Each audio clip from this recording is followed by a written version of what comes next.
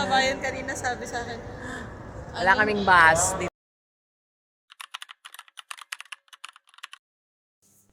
Walang babiyahing bus papuntang Sarjat. Itong bus station sa Dera o wala. Ayan, dalawang yan. Nakapatay pa yung ilaw. Makamatay din yung motor.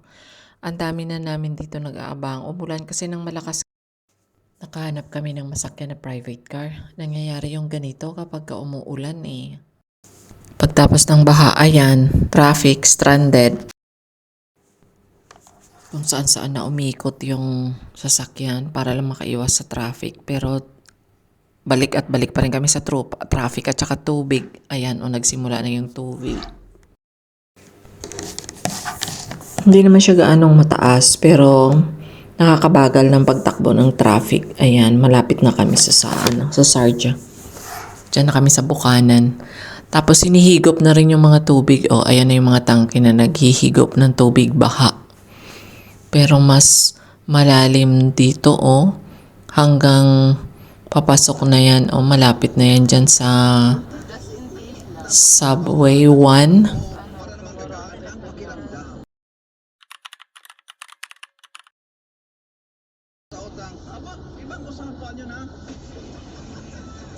ayos naman siguro condition nito eh.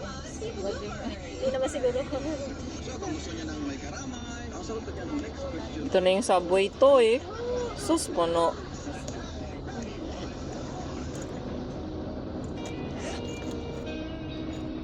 Diyan ka pa nakatuto pa ako sa kabila na.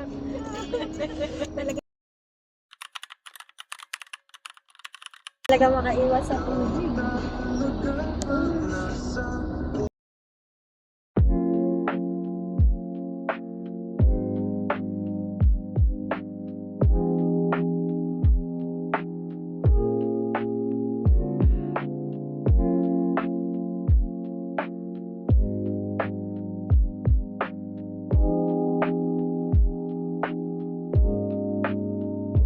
Wala sara ano.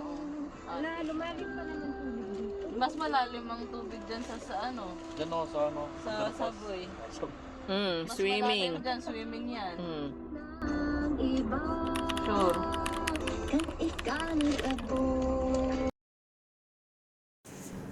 Nakababa na din. Pero kailangan ko talaga pa rin magtanggal ng sapatos. Kailangan tumawid doon sa kabilang block. Talaga, dito lang yung mababa ang tubig. So, tanggal shoes.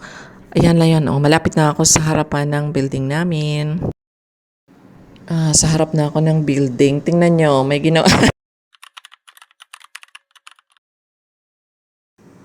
Nilagyan nila ng hollow blocks. Ayan para hindi pumasok yung flood water doon sa loob kasi halos pumantay na talaga doon ang water eh.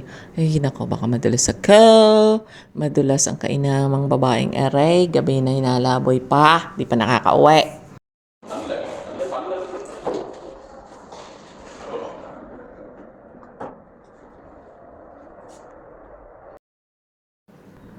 Tara po, doon sa floor ko. Andito na ako sa taas.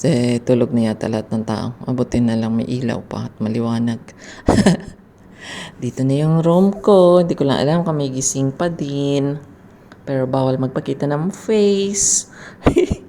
Baka maaway ako.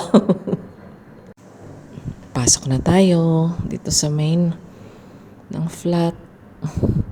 Yun nga lang, basa yung paa ko. Baka kailangan. Ako, ayaw pa magbukas yung pinto. Isang ikot pa daw. Ayun na. Yan na. Pwede na siguro magbukas yan. Yan, may... Dito na talaga ako sa room ko. Ito na talaga yung room ko. Yes! Ito na yung comfort zone. Nagugutom ako. Akit ako doon sa 1106 kay Venus. Kukuha ng food sa fridge niya. Buti na lang may Venus. Thank you, Venus.